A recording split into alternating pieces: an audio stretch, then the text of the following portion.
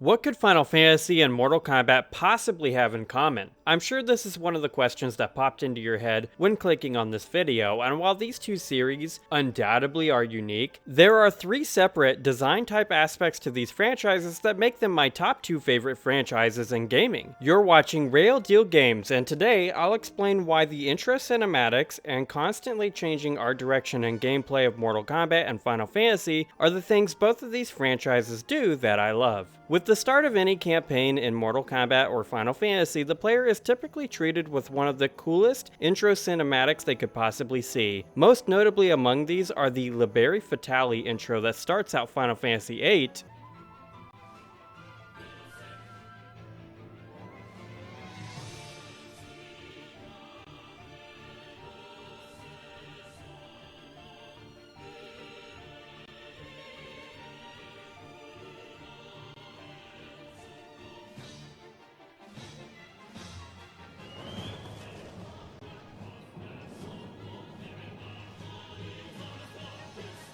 and the introduction of Onaga at the start of Deception.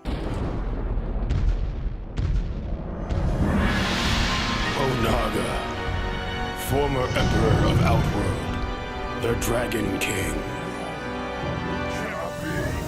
The prophecy had been fulfilled. The Dragon King had indeed returned to Outworld to reclaim his army and impose his dominance. Death awaited all who stood in his way. Both of these intros stand out in my mind first and foremost when I'm judging the main menu movie of any particular title because they each bolster the tone and backdrop for a gaming session. No other cutscene in Final Fantasy VIII quite lives up to the opening of Squall and Cypher sword fighting with gunblades under a stormy night sky. Similarly, the beginning of Deception sets up the main villain of the game in quite an epic fashion, leading out of the events of Deadly Alliance in ways that make the core crux of Deception's narrative stick out. Main menu movies of these games, don't really exist anymore. Each of these is approximately 3 minutes long, and through the conjunction of music, story, and action, they really stand out even after a 100-hour journey through the world and story of their respective game. These are only two examples of this as well. Final Fantasy VI, 7, 9, and 10 all have openings that create intrigue, suspense, and a thematic backdrop for their respective games, and Mortal Kombat, especially during the 3D era, did this as well, as Deadly Alliance and Armageddon demonstrate a masterful command of the main menu movie and how it serves to enhance the story and vibe of each game. Shaolin Monks and Mortal Kombat 9 also do this, however Shaolin Monks does it better than anything that exists in the modern NRS era of MK. In this way, both franchises follow the same trend for their main menu movies and opening cutscenes. In more recent games, neither franchise, alongside with modern gaming as a whole, utilizes their opening minutes in ways that properly wow, astound, and entice the player into experiencing the characters, story, lore, and gameplay of the games. It's a facet of these franchises that matches more the design trends of modern gaming as a whole, since there are few games outside of the odd game here or there that demonstrates a true command over the narrative and emotional value of these sorts of openings. These games have openings that I watch literally every time I boot up the game, never skipping even when I've seen them hundreds of times. Yet when I played Final Fantasy XVI or Mortal Kombat 1 in 2023, I only needed to see their intro cutscenes once to be permanently satiated. I think I'd like to explore the design of main menu movies over time more in the future, so let me know if that's something you'd like to see me ruminate on more. I make weekly gaming videos every single Friday, and I could definitely open up a slot in my release schedule for a short video essay on this topic.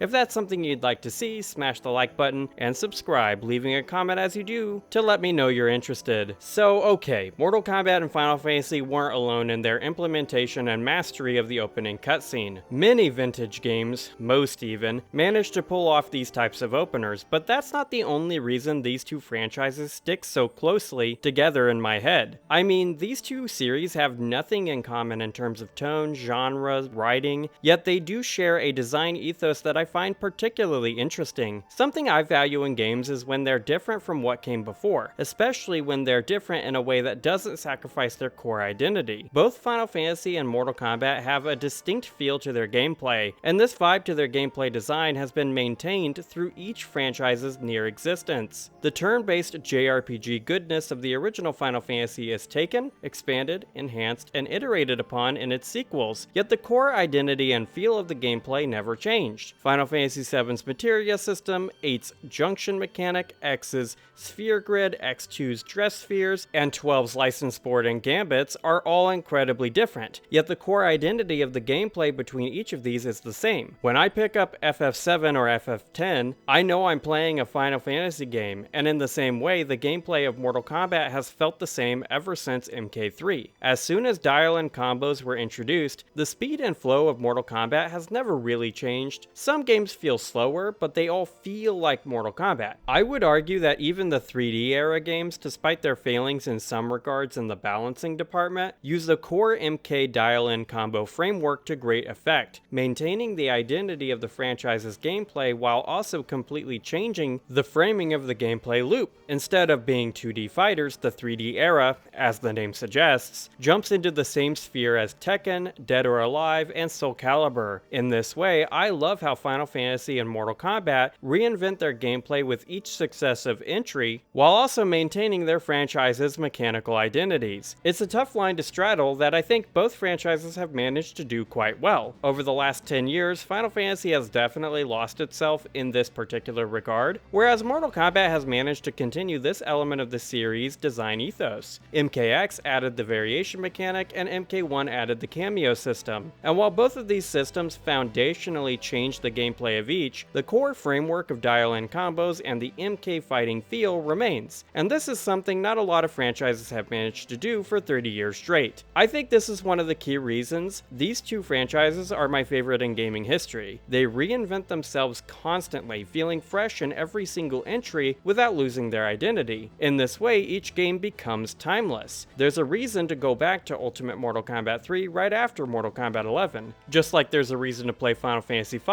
again right after Final Fantasy 12. Each game maintains its franchise feel without being too samey. It's actually something I very much look forward to when going back to play through the back catalog of franchises I've never gotten the chance to play before. For example, I started playing through the Street Fighter series for the first time. The first time where I'm giving it an honest and fair shot to impress at least. The difference between the first Street Fighter and the second is insane, and later on this year, I plan to jump into the Alpha Trilogy. What I'm most excited to see is if Street Fighter is able to do the same thing I'm talking about here that Final Fantasy and Mortal Kombat have managed to do. While taking a few seconds to mess around in Alpha 1, it's clear that Capcom at least did the third thing I love that Final Fantasy and Mortal Kombat do, completely changing the art direction with each sequel. A lot of this point has to do with the origin of both of these franchises. Final Fantasy started in 1987, and Mortal Kombat started in 1992. The 80s and 90s were a time of massive technological advancement, and as such, it wasn't uncommon to see franchises completely change in terms of graphics and art direction between sequels. Final Fantasy did this with improved backgrounds as the series progressed through the NES and SNES era, and in the PSX era, their art direction completely changes between each entry on the PS1. Similarly, the first three Mortal Kombat games look incredibly different, and when that series made the jump to 3D, the first and second 3D games in the series, MK4 and Deadly Alliance, look completely foreign to one another. That's because of the synthesis of graphical power and art direction, two things that mattered in equal measure before the 7th generation and the explosion of a focus on realistic graphics in gaming. Now, the 3D era of MK wouldn't change that much in terms of art style between each game, but I feel that's more because of Midway's actual bankruptcy than creative bankruptcy. Asset flips are sometimes a necessary part of game development, especially as game development budgets began to boom, so it's no surprise that Final Fantasy X-2 and Mortal Kombat Armageddon would both reuse assets from their predecessors. Fortunately, the NRS era of MK would bring back this element of the franchise's identity with the way the character models, environments, and visual effects would be redesigned for each successive MK game. In this way, I find each NRS era game worth going back to for their visual diversity alone, which is an element of the franchise's design ethos I didn't appreciate as much when I was younger. When MKX came out, I felt the increase choice and graphical fidelity mattered more than the individual look and vibe of each MK that came before, mirroring my thoughts of FF7's art direction back when I was still new to gaming in the dawn of my life. As I further approached the dusk of my days, I began to appreciate this element of art design from Final Fantasy and Mortal Kombat way more than I did when I was younger, especially since both franchises have managed to maintain this element of their identity even into the modern era, something most franchises couldn't dream of doing because of the ballooned development costs of modern AAA game design. Final Fantasies 15, 16, the 7 Remake series, and MKX, MK11, and MK1 all benefit from this design ethos, even if Mortal Kombat does reuse assets from time to time in their finishing moves. It's something I think is good for games to do and something we don't see as much in the age of live service projects, where the whole idea is for the game to never move on, for the game to be a permanent fixture in the gaming industry, never changing in the ways that really matter. And the fact that Mortal Kombat and Final Fantasy, despite all the odds, have managed to maintain these aspects of their identity is the thing I love about both, and I hope, at least in terms of this, they never change. And that's the video, my guys. What's something you love about your favorite gaming franchises? Let's discuss in the comments below, and while you're there, smash that like button and subscribe. Ringing the notification bell is the only way to ensure you don't miss out on my future videos for both of these franchises. I release a Mortal Kombat video monthly, and next month I'll be releasing a few Final Fantasy ones, including an in-depth review of the Final Fantasy Magic the Gathering set. And you know, if you have a moment right now, consider checking out one of the videos on the screen. I have a whole playlist of Mortal Kombat videos for you to watch, and I also made this really cool roguelike Final Fantasy IX challenge that's hella fun. Regardless of what you choose to do, thank you for keeping it real with Rayl Deal Games. Have an awesome day, my friend.